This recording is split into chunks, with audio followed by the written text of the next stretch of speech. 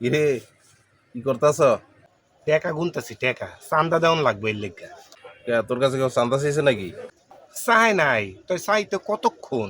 হ্যাঁ, দেখস নাই ওই মিট ফুডের সামনে সোহাগ নামের এক পোলার কাছে চান্দা চাইছিল, চান্দা দেয় নাই দেখা পোলাডারে কিভাবে নির্মম ভাবে পাথর দিয়ে থেতলায় মেরা ফেলাইছে। আরে মারার পরে আবার ওই মৃত লাশের উপরে নাচ করছে। কত বড় পয়সা সেই ঘটনা!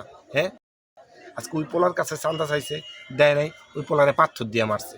কালকে আমার কাছে চাইবো, আমি না দিতে পারলে আমারে আবার পাথর দিয়ে মারবো, আমারও তো রেলের চাক্কার তলে ঢুকায় মারবো।